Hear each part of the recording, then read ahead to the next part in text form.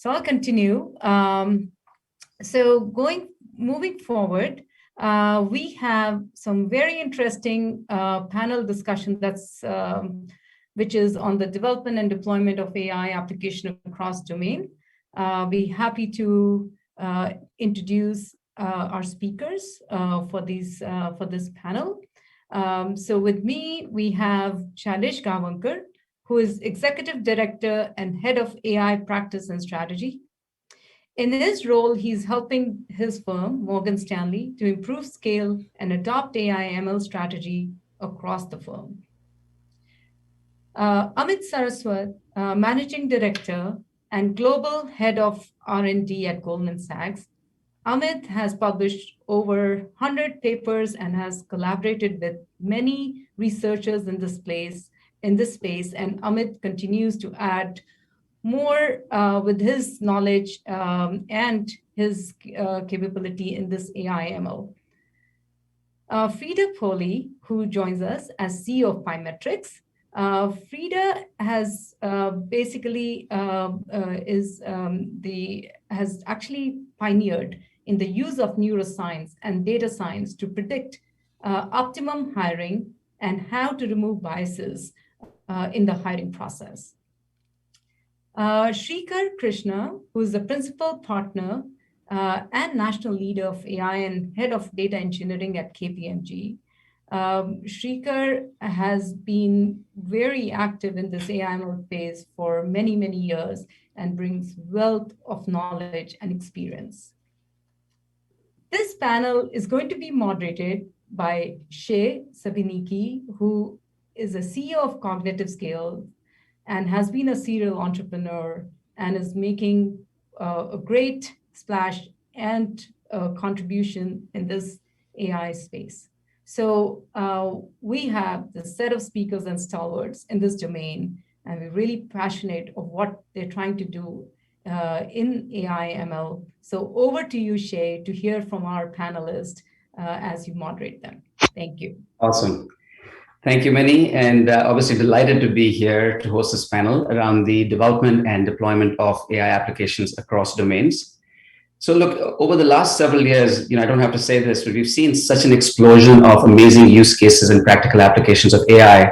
And this has been in a variety of fields, whether it's drug research or treatment of diseases, insurance claims, wealth management, but also into things like, how do you use AI to improve the yields of farming, fishing, trash collection in our oceans, and so on. But there's still an inherent issue. The adoption of AI still continues to be really low, and I still feel like the full promise of AI has not been realized yet.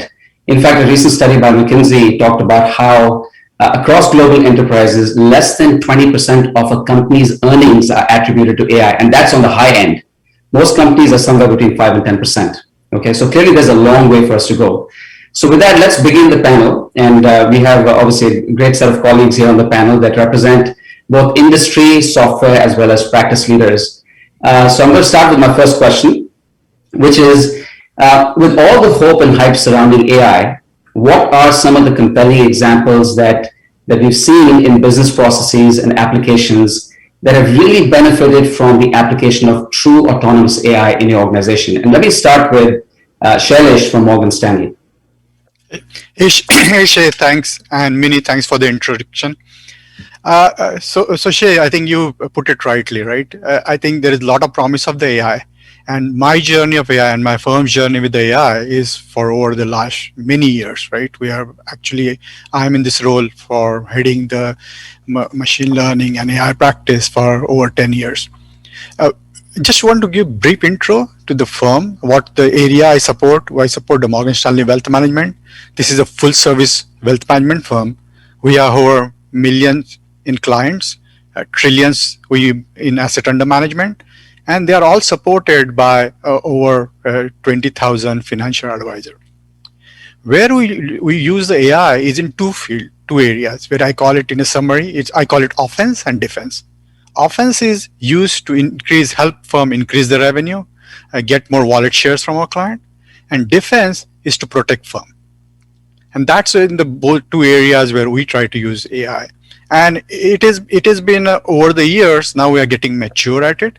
So I'll give you one very good example of where we use AI, and we in fact got awarded also for that from the FinTech Award. So this is where we are helping our financial advisor to increase their revenue, increase the wallet share.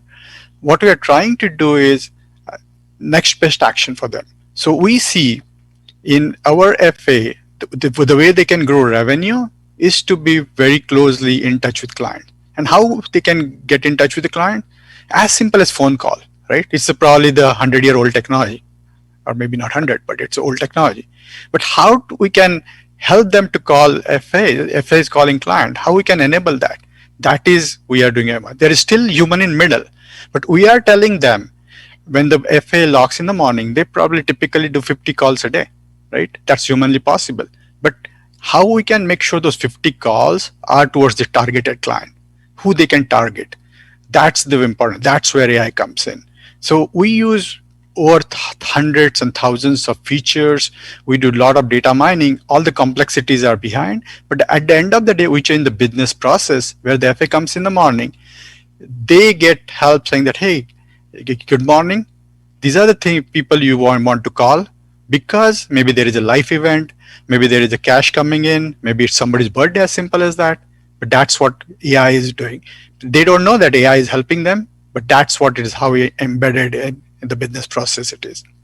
And what we are doing, I think at this moment, we are not replacing human in middle, but we are supporting human with the AI. That's the key. And also, so that's increasing revenue. That's my offense. Defense is probably very clear. I think most of the organizations are using it to protect firm. Obviously, we have portfolio risk and wealth management. We have a lot of fraud prevention, like wire fraud, debit card fraud, all the applications which you can probably think of. We are using it. So yeah, it is a journey. It is experience, and it's not easy to get it there. It takes the effort, it takes organization, and it gets the support. Thanks, Shailesh. That's really insightful, especially as you described it, the offense and the defense, how you face your customers, and then you look at back-end risks. So really appreciate your guidance or your insights on this. Vijay, you represent another firm in financial services. Perhaps if you could give us a view into how you guys are using, as you said, true autonomous AI within your organization. I think, Vijay, you're on mute.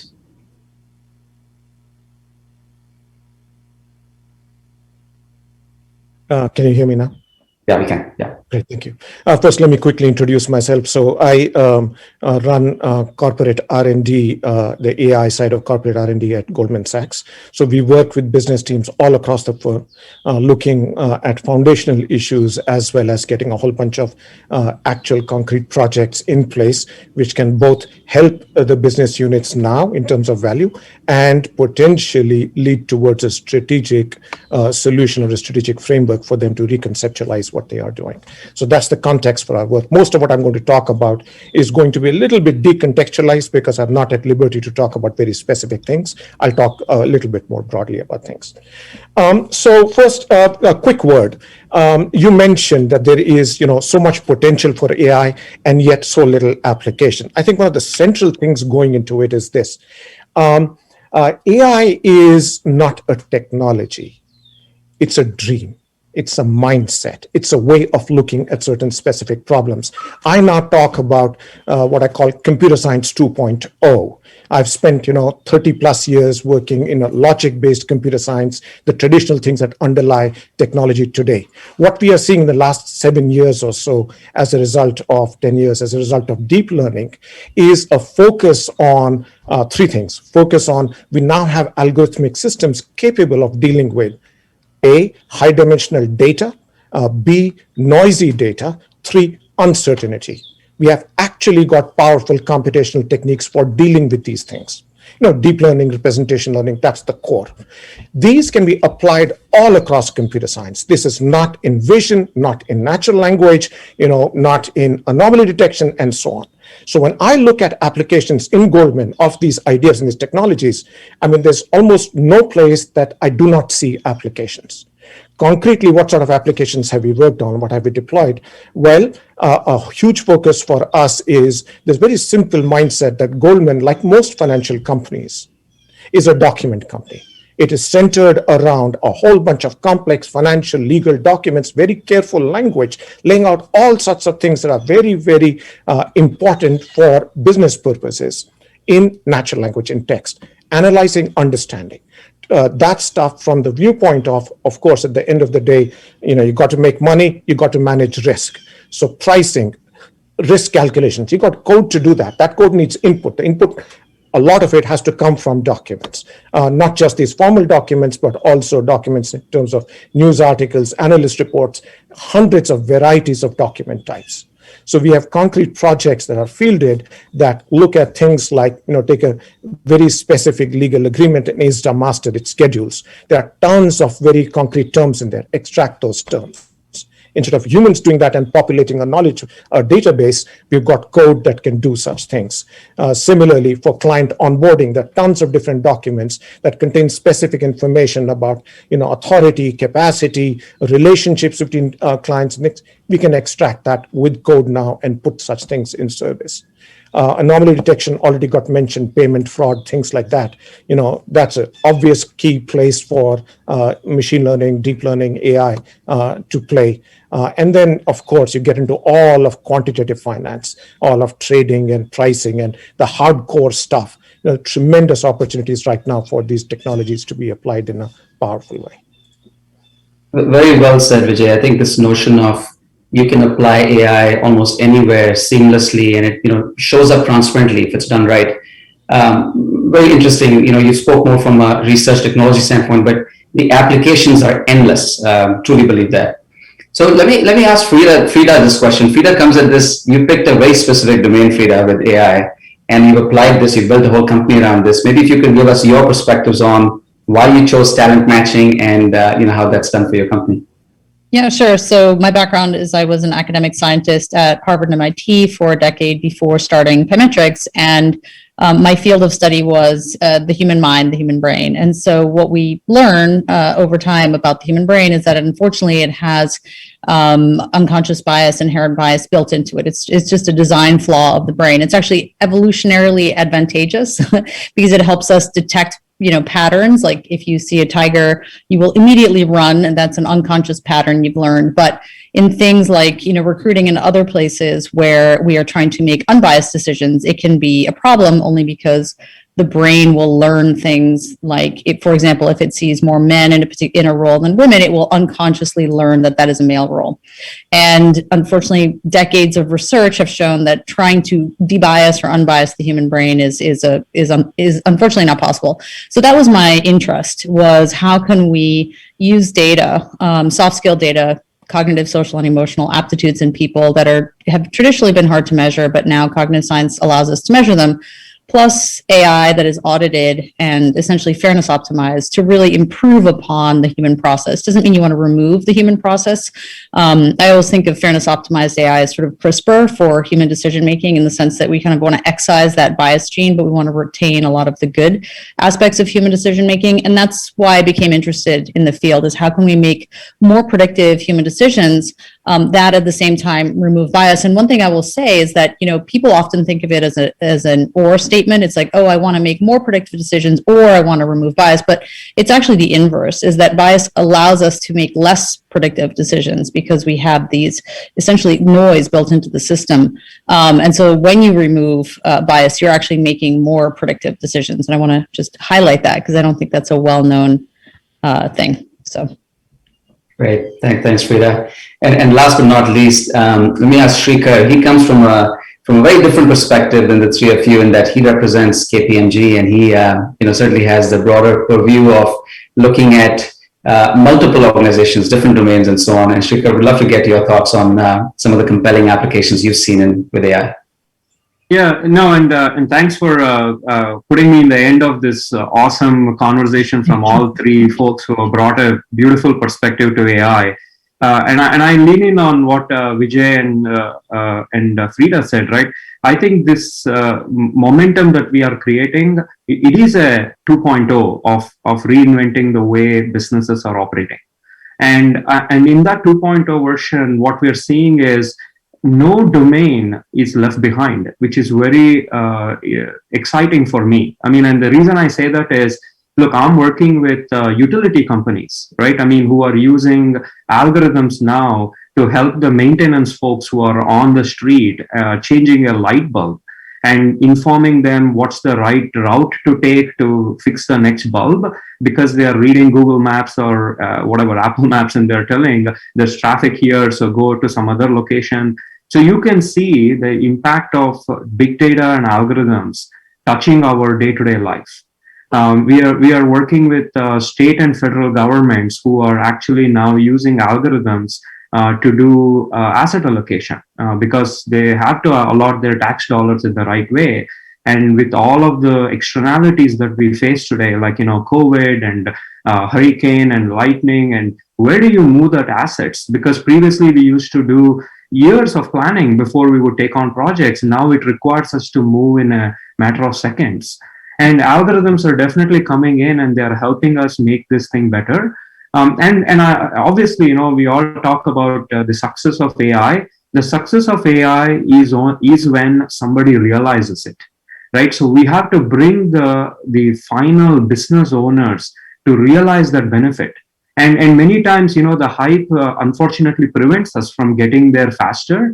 So kind of not going in with all of the goose that lays the golden egg philosophy, but kind of taking the charter of you're sowing the seeds for a greener planet tomorrow is the framework that we are following. And we're seeing that domains across industry, they are adopting algorithms and AI as their business process.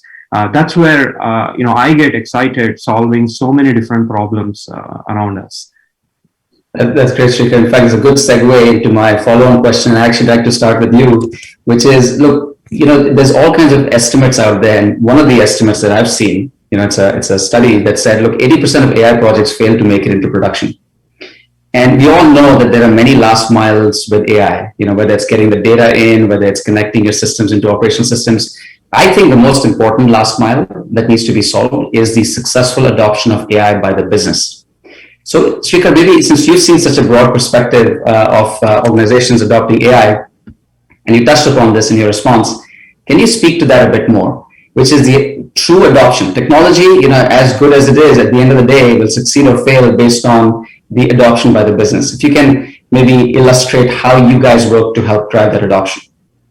Absolutely, and like you're right. I mean, the last 5 years when I got into consulting, having left the industry where we were building AI systems, what I realized is that the gap is not in the technology, right? I mean, we can build the technology. The gap really is in ensuring that the last mile business is able to use the technology and also give the feedback to the algorithms, to the machine learning agents, right? Or the learners who can actually train the algorithm to the next level.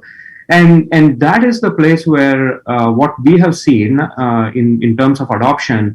Look, I'll give some numbers, right? Like KPMG is a 35,000 people company, but we've been around for 120 years. How many of us can we be ready to adopt AI, right? So we started our own data literacy program. So we can take the handful of AI specialists and computer science specialists and teach the organization to think in a broader algorithmic framework.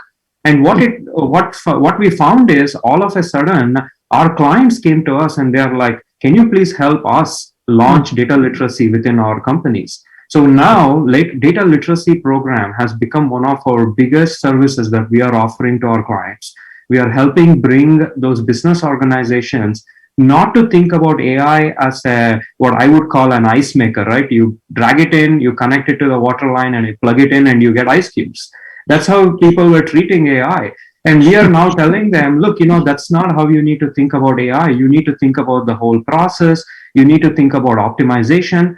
You know what? AI and machine learning are not the greatest assets for solving every problem. Maybe you can just change the process by a small time and you can get better benefits than going after AI all the time. So which means that we lay out the business process on the table And we can ask the fundamental question, where do we bring an algorithmic framework that helps not only in acceleration, but in decision support? We still need the humans in the loop. And if I can take a few seconds to make a commentary, we are all looking at quantum computing coming into our domain, and we all ask about this whole wave function collapsing and making an observation. I kind of correlate that to what happens in AI and machine learning. There is no single answer, right? It gives out 4 answers and it says, pick the one that is best for the business. We should enable our people to be literate enough to say, I'm not going to get one answer. I shouldn't look for one answer. I should look for 4 opportunities and pick the right one that fits the business. That is the literacy that we're going after. Yeah, very well said. So let me turn the same question actually onto Shailesh, because Shailesh, you mentioned wealth management, and no better place when you talk about, wealth managers who are used to a certain way of working with the existing systems. How have you guys driven the adoption by your, I think you said by somewhere around the 20,000 wealth managers that you guys have? How have you got them to really say, look, this is something I need within Morgan Stanley? No, that's fair, right? The point I think the seeker made, I think I can connect it very well. I think, as he said, I think his example was, it's not like a plug in a fridge and you get ice. It's exactly, that's not a problem here. Because what we are looking for is, you have to change the organization. You have to change the culture. And changing culture of organization, that's a long process. So, and I know personally from seeing, and we went through the failure myself to begin with, and where we are, it's a journey, right? So it takes organization. Also, where we start with, when you start the problem, technology, we think it's a technology which is solving problem. It is not, because that's what we start to bring in. We bring in data scientists. We give them a problem and they solve it. They solve it, we see some progress. Now, what is the next, that last mile problem we're talking about? How to operationalize it? That's where the challenge is, because we spend all our money, effort in solving that technology problem, which in the overall big scheme of things is just 10%. The 90% is really that how to operationalize it, how to make sure when somebody gets that data in hand or output in hand, how are they comfortable with it? That's where this comes explainability of the AI, operationalization AI, how we manage, monitor, measure. Is your model you put in production? It's not a code which will run for 10 years. Next month it will go stale, and it will start giving you the results which you will not able to understand, and you will definitely next month you will say, oh no, I don't trust this model, or I don't trust what they are telling me. Right? So that is where that work is, and like what you're saying, now we are the people, we have to go through that process, understand them, and also there is a fear when you are adding something. An example, you are saying, hey, make the phone call to these 5 people. We need to give that FA saying that why they should call, because they don't trust that thing. And many times, when I can tell you my personal experience, when you put this first, when I called this, when our model was giving us output, this FAs were telling me, this person, he's dead 5 years ago, and you are telling me to call the person. So our model was behaving that way. So to come from there to where we are, it was a journey, right? So we learned through our mistakes. I think your point on explainability is spot on, because you have to build trust, right? It's one thing to have a decisioning system tell you to do something, which I will look at and say, you know what, interesting. But if you gave me the evidence, especially in fields like in financial services, of course, even healthcare. I look at healthcare as one where, why would anyone trust? For multiple reasons, building the trust, but also from an audit perspective, right? On what guidance you're giving or what insights you're giving. Vijay, you take a slightly different view. I know you've come from a research background, and clearly, you mentioned a host of different technologies and ways that you guys are working with AI. But it seems like there's still a fairly big gap. And you said there's a lot of business processes that can use that technology to essentially bring AI into it, right? But how do you connect yourselves in the work that you do with the actual business use cases? So really driving the adoption of the great work that you guys, that you and your team are doing, into the actual end user's hands. I'll say a few words. I think Frida may want to jump in. She may have some things to say. And I certainly want to keep my powder dry for the next question, which I hope we have time to get to, since that's the one I really care about. But very, very quickly. So, of course, for this research, there's tons of stuff to do on the foundational side, and then there's practical, real stuff that can make a difference to people today. What do you need to do? You need to have teams that know the customer, know the business. Most of my guys come from AI. First thing I tell them is, well, okay, now you're going to become experts at finance. You're not going to ask people to label your data. You're going to figure out what this domain is about. You're going to label your own data, right? You've got to understand the domain deeply. So know the domain, know the customer, what they want, know the technology, what works, what doesn't, what really needs to be a topic of research as opposed to, oh, we're ready to roll out something. And know your team, what it is capable of. Do those things. It's pretty easy in this large space to find tons of projects that you can deliver on right now. So for us, the issue isn't the last mile, as in how to get successful adoption by the business. It's much more, gosh, we don't have enough people. We need to get a lot more people to scale out the demand that we are seeing. Now, there is going to be transformational use. I'm talking tactical use. Transformation, that's a whole different ballgame. When you go to bankers who've been doing things the same way for 20 years and you tell them, dudes, there's a whole new way of doing this business. Okay, that's a very, very different mindset. But I don't have time. Let me get this done. Actually, so you know what? Let's get to the next question, because I think this is the one that I'm actually very interested in too. But I'm going to start with Frida here. So Frida, obviously bias and fairness issues are, it comes up every day in decision systems, be it in healthcare, in financial services, and so on. You describe yourself as an AI ethicist, and I want to understand why and how you have chosen the area you have, and how do you bring in this notion of understanding bias and discrimination within talent matching? Sure. I mean, so I think we should just start with defining, fairness and bias. I mean, there are 21 different definitions of fairness in machine learning, right? And that's great. We have to consider that whole universe. However, in regulated fields, there are some definitions of fairness and bias that are basically paramount because there are legal constraints around what you can and cannot do. And in employment, there's really one that is most prized, which is group fairness. And so I think that so one of the conversations I think that's relevant to the bias conversation is, are we having a practical discussion of how the system has to behave in a regulated environment? That's one conversation versus what are all of the ways that I can think about bias, whether I'm interested in reducing it. And, some people would argue that there are types of bias that are beneficial, right? So so very practically in the field of employment, you are trying to optimize for group fairness in your decisions.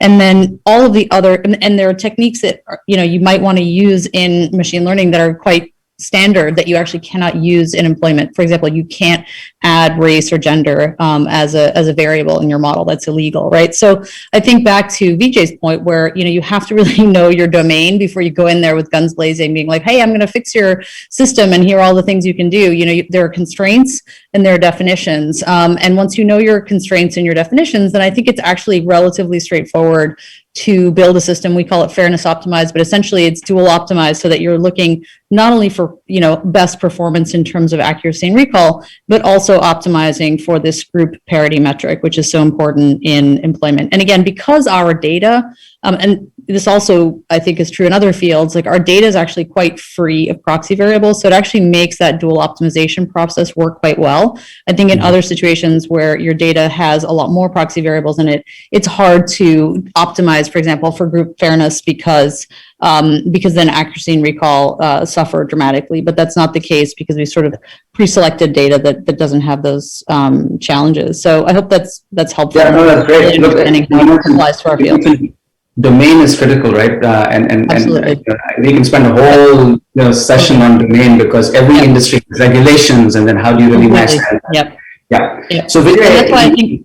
One more thing, and that's why I think these sort of, blanket regulations that people are considering in different jurisdictions around, all AI must be, and then fill in the blank, are just, I think doomed for failure. I think we really have to have industry specific regulations or carve outs because there are just so many nuances that you only know once you are very much deep in the domain.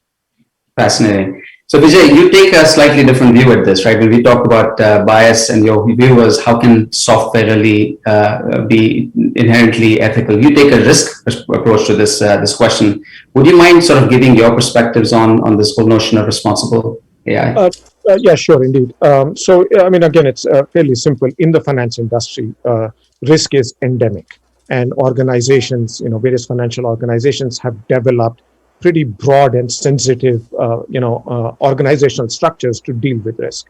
particularly if a bank is pretty large, subject to federal overview, you also get federal mandates. You got to take care of certain sorts of model evaluation, things like that. So we cannot just roll out a model and put it into production. I dream up something, my engineers design, implement it, customers happy, roll it into production. No, there's a whole model review management process, which is ultimately accountable to regulators, where there's a different set of people, different processes, and so on, to figure out what risk is your piece of code going to bring, particularly if it is responsible for calculating, numbers, capital, reserves, things like that, that are central to the stability of the overall financial framework.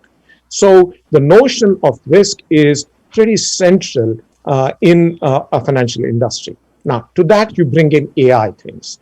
Now you've got new elements of risk. So in some sense, if you look for where is a home within which the things that AI issues bring to the table can, what's a home that you can rest them in, risk is a very natural place in a financial organization to put this in. So what sort of risks, what are the new kinds of risks that AI is bringing to the table? Well, fundamentally, look at it, it's all computationally enabled. End of the day, there's going to be a piece of code. So, we've had a whole bunch of, over 40 years now, we've got a whole bunch of formal methods, techniques that have been developed for analyzing code. And now they've reached the stage where you can actually talk of things like trading software put out there that, deal with buy, sell orders with matching them. You can actually talk about formally analyzing that underlying software. But computer science 2.0 software is very different. You've got a small piece of code which has the logic, and then you've got 175 billion parameters. Okay, so now the techniques for formal analysis of your code have to be completely different. This isn't just about, it isn't just about, is this learned function good enough that it gives you accuracy and recall, but it's also about how sensitive it is to changes in input. What is the derivative of this function look like? These are all new concepts as far as computer science 1.0 is concerned, when you have to analyze a piece of code. But now we have techniques. You've got differentiable programming languages. You've got a notion of taking, symbolic derivatives of programs. So you've got new techniques at hand which can address these issues of how does your code, your AI ML code, in practice, when you put it out there, it's going to be part of a larger system. How controllable is it? What risk is it introducing? That's where I'd like to place the conversation. Vijay and the team, so let me say this firstly. It's been a fantastic discussion. I'm sure if we had an hour, we could have kept going, but it's been very enlightening. I know I'm getting the hook here. We're a little over here, so we gotta stop. But it's fantastic conversation. Amazing insights, and look forward to ongoing dialogue on this topic at a future forum. Thank you. So much. Thank you so much. Thanks, everyone. Thank you. Take care. Bye. Bye. Bye. And I echo that completely, Shay. This was so interesting, this whole conversation. I wish we could go on. So thank you so much, Shailesh, Vijay, Frida, Shrikar, and Shay. We hope to see you next time. And moving on, over to you, Lalit.